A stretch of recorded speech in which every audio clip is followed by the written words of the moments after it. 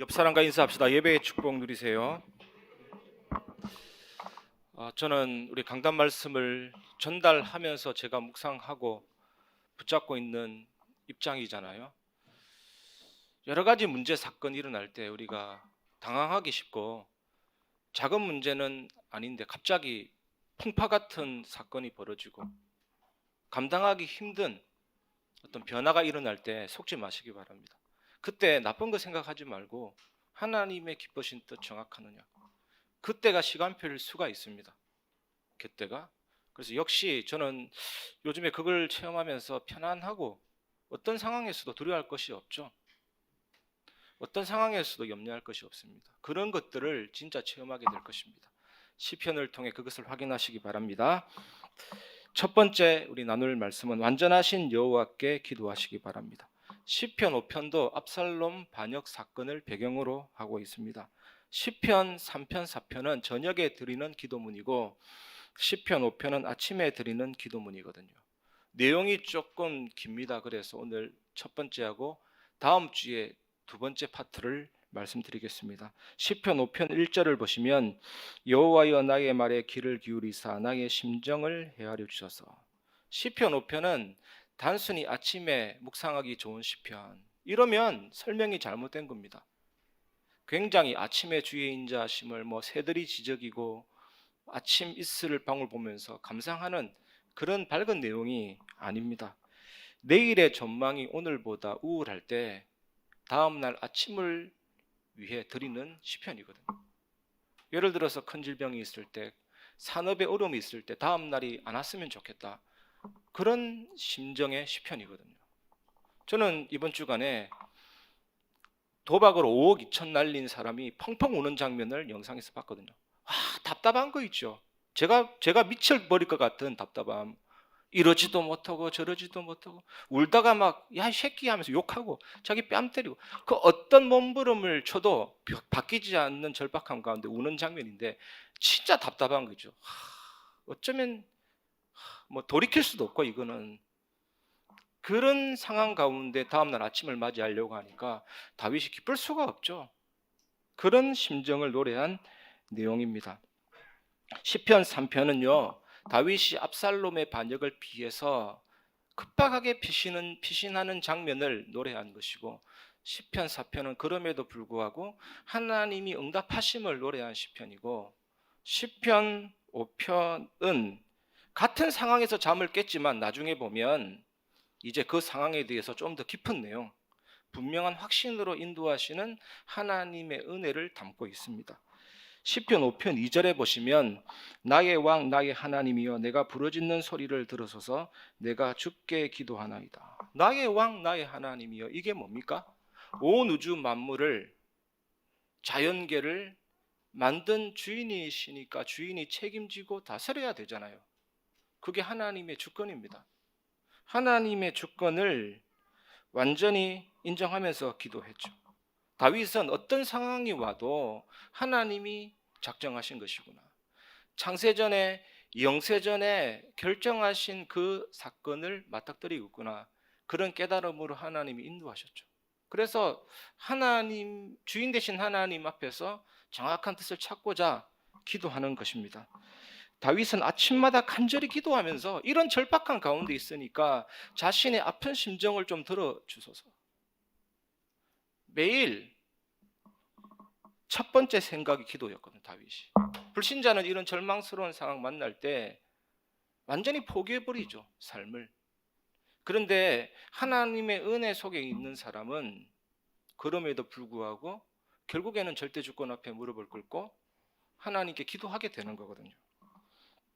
고린도서 7장 11절 같이 보시면 보라 하나님의 뜻대로 하게 된 이 근심이 너희로 얼마나 간절하게 하며 얼마나 변정하게 하며 얼마나 분하게 하며 얼마나 두렵게 하며 얼마나 사모하게 하며 얼마나 열심 있게 하며 얼마나 벌하게 하였는가. 너희가 그 일에 대하여 일체 너희 자신의 깨끗함을 나타내었느니라. 특히 이 말씀 중에서 하나님의 뜻대로 하게 한 이 근심이 얼마나 간절하게 하고 얼마나 사모하게 하고 이 하나님의 뜻대로라는 이 뜻이요 하나님의 준비하심으로 하게 된 이 근심. 불신자도 안 당하는 고통을 왜 나에게? 이런 말은 하나님의 자녀가 하는 말이 아닙니다. 다른 사람은 행복한데 왜 입맛이 바뀌었냐? 하나님이 왜 나에게 갑자기? 그게 아니라니까요. 하나님이 준비한 창세전에 영세전에 우리를 사랑하사 결정하신 사건을 응답으로 위기로 만나게 되는데, 그때 하나님이 뜻대로 준비하심 속에서 우리를 어떻게 인도하시느냐? 간절하게 하시고 변정하게 하시고, 때로는 분하기도 하고, 때로는 두렵기도 하고, 때로는 사모하게도 하고, 때로는 열심히 있게 하고, 때로는 벌하게도 하지만 결국에는요, 우리를 깨끗하게 갱신하고 하나님이 원하시는 사람으로 바꾸신다니까요. 결국에는 뭡니까? 축복입니다. 여러분이 당하는 문제들, 사건들. 하나님은 응답을 예비하시고 축복을 예비하셨습니다. 그렇지 않으면 뭐 때문에 우리에게 염려를 주겠습니까? 이 사실을 기억하시기 바랍니다. 시편 5편 3절, 여호와여 아침에 주께서 나의 소리를 들으시리니 아침에 내가 주께 기도하고 바라리이다. 여호와여, 하나님은 무한하시고 완전하시잖아요. 하나님은 조각조각 나뉘어져서 흩어져 계시는 분이 아닙니다. 하나님이 부분적으로 계시지 않고 온 우주에 충만하시거든요. 시편 139절에 보시면 하늘에 올라가도 거기 계시고 서울에 내려가도 거기 계시고, 하나님이 하늘에 계시다가 갑자기 서울에 계신 것이 아니고 하늘에도 계시고 서울에도 계시고 바다 끝에 가서 그에도 그에 계시고, 하나님이 못 갈 곳이 없죠. 무한하고 완전하십니다. 시편 106편 26절 27절, 천지는 없어지려니와 주는 영존하시겠고 그것들은 다 옷같이 낡으리니 의복같이 바꾸시면 바뀌려니와 주는 한결같으시고 주의 연대는 무궁하리이다. 칼 세이건이라는 천문학자가 이래 말했거든요. 우주는 현재에 존재하는 것이고 과거에 존재했을 것이고 앞으로도 존재할 모든 것이다 그랬는데, 사실 이 말은 틀린 말이죠. 칼 세이건의 말과 달리 모든 자연과 우주는 낡은 옷과 같이 닳고 사라질 뿐입니다. 자연은 영원하지 않거든요. 인간이 경험하는 모든 삶은 변하고 쇠퇴하지만 하나님만이 시간과 모든 결과를 초월하시고 완전하십니다. 말라기서 3장 6절 보시면 나 여호와는 변하지 아니하니 그러므로 야곱의 자손들아 너희가 소멸되지 아니하느니라. 하나님은 변덕스럽게 자신의 계획을 이랬다가 저랬다가 수정하는 분이 아니시거든요. 완전하신 하나님이십니다. 하나님은 시간에 대해서 완전하시고 변함없으십니다. 하나님은 모든 공간에 대해서도 완전하시고 변함없으시고, 하나님은 지혜와 권능에 있어서도 완전하시고 변함이 없으시죠. 하나님의 일하심도 그런 하나님이기 때문에 일하심도 완전하십니다. 예레미야가 2장 17절 보시면 여호와께서 이미 정하신 일을 행하시고 이랬습니다. 예레미야가 2장 17절, 이미 정하신 일을 행하시고 옛날에 명령하신 말씀을 다 이루셨다. 이미 정하신 일을 행하시는 겁니다. 여러분 생각 속에 이제는 완전히 바꾸시기 바랍니다. 하나님의 자녀가 걸어가는 길에 단 한 건도 우연이 없습니다. 단 한 건도 뜻밖의 사건이 없습니다. 완전히 이미 정하신 그 일을 맞닥뜨리는 거거든요. 그러니까 이 속에서 우리가 하나님의 뜻과 계획을 찾고 예배가 참 중요한 것입니다. 여호와라는 이름도요, 하나님이 자기 백성에게 말씀하신 그 약속을 변함없이 신실하게 지키시는 그 이름이 여호와, 언약의 하나님이시잖아요. 그 하나님이 우리 교회에 연초해 주신 히브리서 11장 6절이 어떻게 성취되는지 여러분 보시기를 바랍니다. 반드시 예배, 기도, 전도, 누림 속에 제123 RUTC 응답 25 이루어질 겁니다. 진짜로 이루어질 겁니다. 기도의 뜰 완전히 회복될 것이고 다민족들 회복될 것이고 렘넌트들 회복될 것입니다. 그런 힘찬 기대감으로 꿈이 부풀어 오르시기를 주님의 이름으로 축복합니다. 완전히 하나님이 그 약속을 이루시는 분이시거든요. 여호와.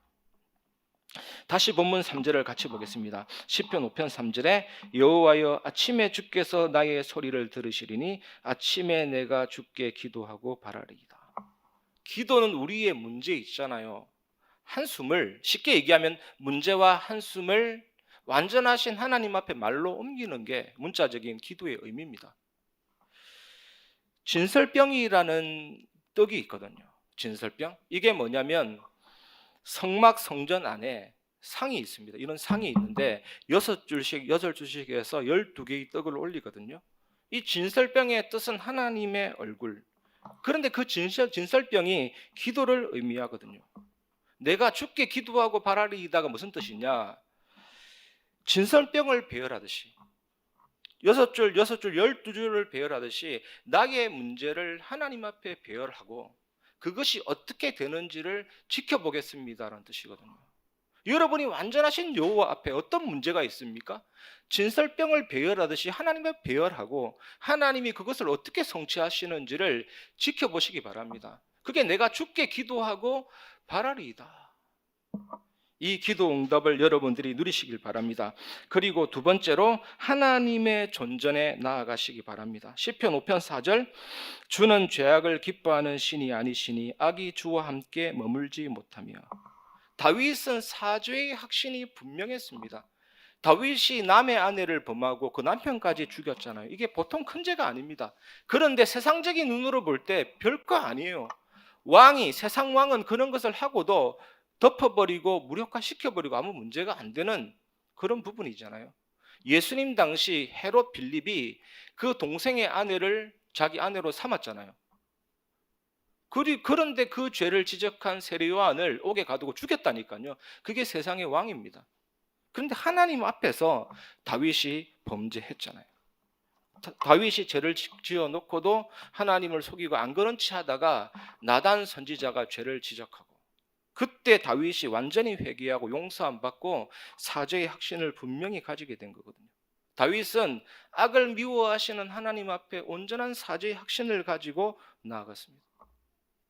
제가 예전에 요양원 사역할 때 재미나는 어르신인데 복음 전하는데 노트를 꺼내서 죄를 계속 기록하는 거 있죠. 제가 전에 얘기해 죄를 계속 기록. 뭐 하십니까? 하니까 죄를 기록한다. 심지어 숨은 죄가 혹시 없을까 하면서 저한테 물어보더라니까요. 제가 어떻게 안다고. 그 수첩 내려놓으세요, 어르신. 복음을 전하고 예수 영접하는데 그 수첩을 딱 버리는 거죠. 그래야만 확신이 오는 것입니다. 예전에 어떤 아이가 이런 이야기가 있거든요. 어떤 아이가 아버지가 아끼는 오리를 돌멩이를 던져서 죽였어요. 오리를 돌멩이 던져 죽인 거는 실수를 할 수 있는데 죄는 뭐가 죄냐? 아버지를 속인 게 죄거든요. 그거 감추고 사는데 완전 범죄인 줄 알았는데 그 하인한테 들킨 겁니다. 그래서 이 하인한테 책 잡혀가지고 계속 시달리는 거예요. 아버지한테 말한다 했더니 아버지를 속인 그 죄책감 때문에 계속 종이시키는 대로 하다가 너무나도 불안해가지고 이래서는 안 되겠다. 아버지한테 솔직히 얘기했더니 이미 달고 있었다. 오리는 다시 사면 된다. 네가 솔직하게 나에게 시인하기를 바랬는데 참 잘했다. 안아주는데 아이가 눈물 툭툭 흘리죠. 완전히 확신이 오고 끝났습니다. 이 종이 뭣도 모르고 책 잡으려 하는데 시끄럽다 조용히 할 수 있잖아요. 사죄의 확신. 다윗은 그 사죄의 확신을 분명히 가진 것입니다. 시편 5편 5절에 보세요. 오만한 자들이 주의 목전에 서지 못하리이다. 주는 모든 행악자를 미워하시며. 구약의 선지자들이 하나님을 만날 때 하나님의 거룩하심에 압도됐어요. 그래서 자신의 죄의 참담함이 느껴져서 죽음을 피할 수가 없구나. 나는 하나님 앞에 죽었구나. 이런 심정을 느끼게 되죠. 왜냐하면 하나님은 거룩하시기 때문에 그의 백성들을 구별하시고 말씀을 주시고 하나님 자녀임을 깨닫게 하셨습니다. 그런데 우리는 원죄로 인해서 타락해버렸잖아요. 전적으로 무능력해지게 된 것입니다. 그리고 우리 인간에게 죄를 짓고 싶은 성질, 죄성이 투입됐습니다. 완전히 영적으로 무능력해서 하나님을 인식할 수도 없고 감정도 타락해서 불안, 염려, 불확실, 바닥에 내던져진 피투성이가 됐고 의지는요 끊임없이 죄 짓는 쪽으로 하나님을 부정하게 된 거거든요. 그래서 예수님이 이 땅에 오실 수밖에 없는 것이죠. 오셔서 자신의 삶 전체로 하나님의 뜻을 다 이루시고 나를 대신해서 형벌당하심으로 십자가에서 무엇을 했습니까? 사탄 재앙 지옥 권세를 박살냈잖아요. 이 사실을 믿을 때 여러분 성령이 내 안에 들어오심으로 의롭다. 의로운 자는 성령이 임한 자입니다. 성령이 내 안에 왔다라는 것은 의롭게 됐다. 끝났다. 하나님의 자녀다. 천국 백성이다. 이걸 믿는 것이 사죄의 확신이잖아요. 구원받은 하나님의 자녀잖아요. 어느 정도냐면 마치 죄 한 번도 지은 적이 없는 자처럼 취급해 주시는 겁니다. 죄를 알지도 못하는 자로 인정해 주는 게 하나님의 은혜잖아요. 다윗이 이 사죄의 확신이 넘쳤기 때문에 오만한 자들이 주의 목전에 서지 못하리이다. 만약에 다윗이 눌렸다면 이런 표현 못 씁니다. 여러분이 그리스도의 은총과 은혜를 꼭 누리시기 바랍니다. 시편 5편 6절에 거짓말하는 자들을 멸망시키시리이다. 여호와께서는 피 흘리기를 즐기는 자와 속이는 자를 싫어하시나이다. 악한 사람, 죄 용서함 받지 못한 사람은 하나님의 존전에 나아갈 수가 없습니다. 레위기 11장 44절 45절에 나는 여호와 너희의 하나님이라. 내가 거룩하니 너희도 몸을 구별하여 거룩하게 하고 땅에 기는 길짐승으로 말미암아 스스로 더럽히지 말라. 나는 너희의 하나님이 되려고 너희를 애굽 땅에서 인도하여 낸 여호와라. 내가 거룩하니 너희도 거룩할지어다. 하나님이 거룩하니 우리도 거룩해야 된다라고 말씀하고 있죠. 여러분, 하나님이 성막을 만들 때 통으로 만든 게 아닙니다. 우리 교회처럼 통으로 만든 것이 아니고 하나님이 성막으로 만들 때 바깥에는 뜰로, 그 다음에 성소, 그 다음에 지성소. 이 지성소는 대제사장이 1년에 한 번 대속죄일 날 들어가잖아요. 이 성막, 성전은 하나님의 거룩하심을 알려주는 실제적인 가르침이에요. 레위기를 보면요, 정한 것과 부정한 것을 많이 구분하고 분리하잖아요. 그것은요, 먹어라, 먹지 마라, 이게 목적이 아닙니다. 하나님이 거룩하시다는 거거든요. 우리도 거룩하라는 거거든요. 그런데 우리는요, 여기서 멈춰서는 안 되죠. 더 깊은 곳으로 내려가야 됩니다. 그게 뭡니까? 그것이 바로 십자가거든요. 십자가. 하나님이 왜 독생자 예수를 십자가에 못 박게 하셨습니까? 바로 하나님의 거룩하심 때문이죠. 예수 그리스도께서 우리를 대신해서 죗값을 지불하시고 생명을 버리시는 십자가의 죽음이 없이는 하나님이 우리를 용서하실 수 없거든요. 누구도 하나님의 거룩하심을 만족시켜 줄 수 있는 사람이 없었기 때문에. 그래서 예수님이 십자가에서 죽으시고 부활하셨고 그 사실을 믿는 자는 모든 죄가 용서되고 사탄 재앙 지옥 권세 멸하신 그 복음의 능력으로 완전히 승리하게 되거든요. 그래서 다윗이 고백한 내용이 이 말입니다. 십자가 예수 그 보혈의 능력이 있기 때문에 나는 완전히 회복받았다. 그것으로 하나님의 존전에 나아간다. 이 뜻이거든요. 우리가 오늘 세 번째로 붙잡아야 될 메시지가 있습니다. 예배의 축복을 누리시기 바랍니다. 다윗은 오직 하나님의 은혜로 자신이 악인과 다르다는 것을 알았습니다. 저는 확실히 느낀 적이 있거든요. 무속인 자녀 김진득, 이름을 연결해서 부르면 진드가, 어떻게 그렇게 이름을 지었는지 진드가. 그 아이하고 말씀 운동을 하면서 느낀 게 이 아이에게 있는 문제가 나에게 있다는 걸 느꼈거든요. 계속 두리번거리고 누가 자기 주변에 몰래 카메라 설치했다 그러고, 저도 사실 지하철 타고 다닐 때 누가 나를 쳐다보는 것 같고 하나도 안 쳐다보는데 괜히 얼굴이 붉어졌다가 막 그러고 비슷한 문제가 있는 거 있죠. 그런데 신자와 불신자의 차이가 뭡니까? 불신자 속에는 성령 예수 그리스도 없습니다. 예수 그리스도가 없다라는 말은 지옥 백성이다. 저주를 피할 수가 없다. 그런데 하나님의 자녀에게는 성령이 계시죠.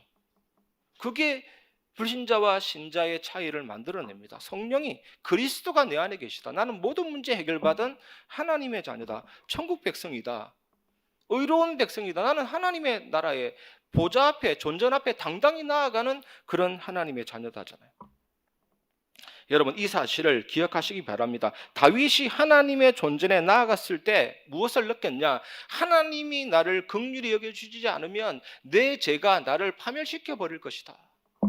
그걸 느낀 것이죠. 그래서 다윗은 이렇게 고백하고 있습니다. 시편 5편 7절에 한번 같이 보십시다. 우리 읽어봅시다. 시작. 오직 나는 주의 풍성한 사랑을 입어 주의 집에 들어가 주를 경외함으로 성전을 향하여 예배하리이다. 이렇게 얘기할 수밖에 없는 것이죠. 하나님의 은혜니까. 다윗은 혼자 자주 기도했지만 공중 예배는 꾸준히 참석했습니다. 여러분, 구약의 예배가 지금 우리가 드리는 예배하고 비슷해요. 저는 깜짝 놀랐습니다. 비슷해요, 진짜로. 완전히 지금 우리가 드리는 예배 형식이 성령 인도받은 한국교회 전통과 외국에 있는 모든 교회들이 성령의 인도받은 예배 형식이구나. 구약에도 번제를 드리면서 죄를 해결하는 것이 제일 먼저고, 그러면서 하나님의 존전에 나아가죠. 우리가 예배 드릴 때 성령 부르잖아요. 바로 하나님의 존전에 나아가고, 그 다음에 찬양의 시편을 통해서 하나님 영광 돌리고, 그 다음에 하나님의 말씀, 율법이 낭독이 되면 그 말씀을 듣게 되는 것이고, 그리고 나서 기도가 나오고, 그 다음에 감사의 시편을 묵상하고, 마지막은 화목제를 드리면서 예배를 마치거든요. 그러니까 번제로 시작해서 화목제로 마치는 게 구약의 예배. 신약의 예배는 뭡니까? 우리 복음으로 시작해서 복음으로 마치는 게 예배고, 그 속에 말씀이 있고 찬양이 있고 기도가 있는 거죠. 다윗은 이것을 늘 습관처럼 누리게 되었거든요. 우리 교회를 하나님이 축복하시는데 올해 표 꼭 기억하시기 바랍니다. 예배, 기도, 전도, 누림이잖아요. 이거 회복시켜 주실 줄 믿습니다. 올바른 예배를 누리면 어떻게 됩니까? 여러분 항상 기억하시기 바랍니다. 아픈 분들 진짜로 이거 해야 돼요. 호흡, 하나님이 호흡을 주셨는데 호흡과 함께 무엇을 항상 기억해야 되냐? 완전하신 하나님이 완전하게 일하시고 말씀을 완전하게 성취해 버리시죠. 이 그리스도가 모든 문제를 해결하시고 십자가에 다 끝냈거든요. 사탄 재앙 지옥권세 멸하셨고. 이 성령께서 하시는 일이 뭡니까? 내 안에서 그리스도의 사역을 계속 이어나가십니다. 우리에게는 오장육부, 자율신경, 척추, 내 마음, 생각, 영혼이 있는데 생기가 들어오듯이, 빛이 들어오듯이 하나님이 영역부터 시작해서 지력, 체력, 경제력, 인력을 부어주시죠. 그리고 하나님이 내 안에 계시다. 어떤 의미입니까? 보좌의 배경, 시공간초월, 세상 살릴 빛의 역사가 내게 임했기 때문에 호흡을 통해서요 계속 묵상하다 보면 반드시 하나님이 내 안에 심어놓은 형상과 영혼과 삶이 무한한 생명력으로 살아나게 된다니까요. 그거 느낍니다. 저 항상 기도할 때마다 이거 하거든요. 호흡하면서 이걸 묵상해요. 또 전달하기도 하고. 그러면 당연히 목회자, 중직자, 렘넌트 살리는 응답이 계속, 저는 이거 영적인 발전기인가? 이거 시스템인가 느껴질 정도로 이게 내 안에서 심장 박동과 함께 뛰는 거죠. 하나님이 심장 박동을 움직이고, 하나님 우리 뇌파도 움직이고, 하나님이 우리의 모든 삶을 컨트롤하고 다스린다. 그 하나님을 묵상하는 것이 끝입니다. 그리고 여러분 이건 누리는 게 오늘 목회원에서 정확하게 정의를 해주시는데, 이건 누리는 것이 플랫폼입니다. 이건 누리는 게 이 보좌의 배경과 성삼위 하나님의 비밀과 보좌의 축복 누리는 것이 플랫폼. 그리고 이거 24, 25 영원 누리는 게 파수망대. 그러면 당연히 살리는 안테나 되거든요. 이 축복 누리시기 바랍니다. 그러면 뭐가 됩니까? 너무나도 쉽게 사람의 능력이 필요 없는 교회, 교회다운 교회, 인본주의 단 1도 안 쓰고 하나님 말씀 앞에 서는 교회가 딱 되는 거죠. 그러면서 세 가지 뜰을 하나님이 완전히 회복시켜 주실 것입니다. 계속 생각하다 보니까 많은 아이디어가 나오고 있습니다.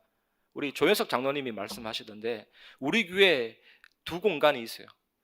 저쪽 가면 맨 꼭대기에 나선령 계단 올라가면 그 위에 공간이 있고 이쪽에 공간이 있거든요. 이거 기도 장소로 만들면 이쪽에는 부르짖는 장소, 저쪽에는 묵상하는 장소. 그 안에 아름답게 조명하고 하면 엄청난 좋은 장소가 될 수 있겠구나. 우리는 그렇게 부르짖는 기도 장소가 없다라고 생각했는데 찾아보면 있는 겁니다. 렘넌트의 뜰은요 다른 거 없습니다. 24 완전히 올인한 24 교사 한 명만 나오면 완성이 돼요. 다민족들은 지금 구상하고 있습니다. 우리 중국의 심재문 선교사와 본부의 한대웅 선교사와 식사하면서 소통하기로 했거든요. 실제적으로 하나님이 이를 움직일 것입니다. 삶들을 회복하는 교회가 될 것입니다. 시편 1편 2절 오직 여호와의 율법을 즐거워하여 그의 율법을 주야로 묵상하는도다. 이것이 시편 전체의 주제거든요. 여러분 시편을 통해서 수요 예배가 전개되는데 항상 여러분 속에 기억해야 될 것은 시편의 전체 주제가 뭡니까?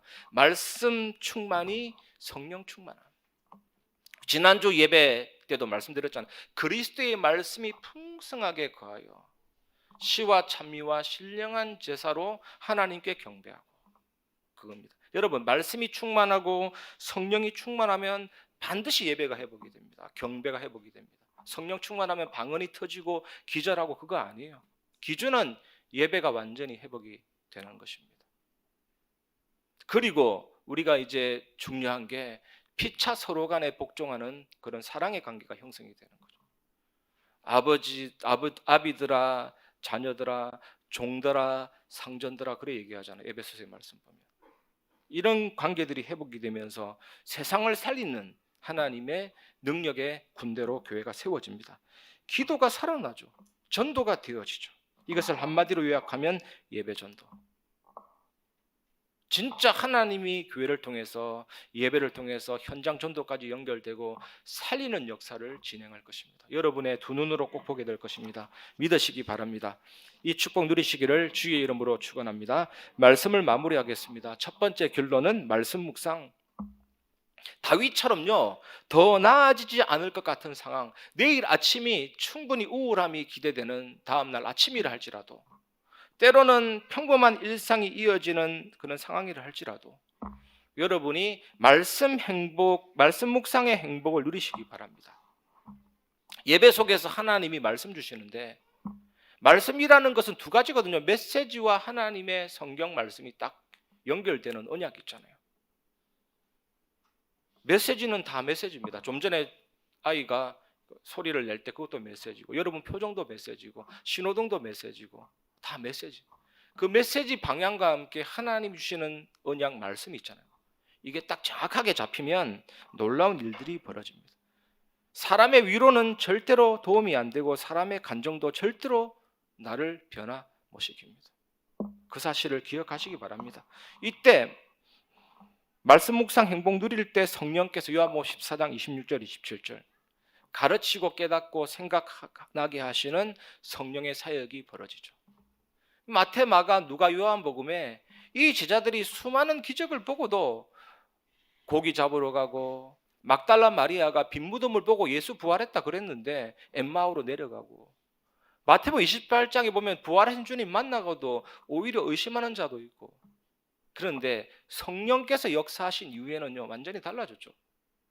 성령의 내주인도 역사한 바는 제자들은 달라졌습니다. 왜냐하면 성령께서 예수님이 하신 모든 사역들을 가르치고 깨닫고 생각나게 하시고 완전히 결론나게 하셔서 정인되게 하시는 것이 주된 임무거든요. 그 역사가 여러분에게 진행이 됩니다. 말씀 묵상과 함께 그 언약 붙잡고 기도하는 겁니다. 예배 속에서 주신 말씀을 언약으로 붙잡고 기도하면 하나님의 응답이 시작이 되죠. 영국의 영화 감독 중에 J.A. 랭크라는 영화 감독이 있습니다. 이 사람이 하는 일마다 안 되고 무명 감독 중에 무명 영화 감독이었는데, 이 말씀과 함께 언약 붙잡고 엘리베이터 안 타고 10층 그 사무실을 계단으로 오르락 내리락 하면서 기도의 계단이라고 이름 붙이고 계속 그거 묵상하는데, 이 시간 지나면서 계속 하나님이 그 삶과 사역에 그 일에 증거를 주셔서 증인이 될 만큼의 응답을 주셨죠. 하나님이 이렇게 언약 붙잡고 기도하는 자에게 응답하실 줄 믿습니다. 그래서 세 번째는 예배 전도의 축복 누리시기 바랍니다. 예배 때 주신 말씀 묵상, 그 묵상된 그 말씀을 언약으로 붙잡고 기도하면 예배 전도가 진행이 됩니다.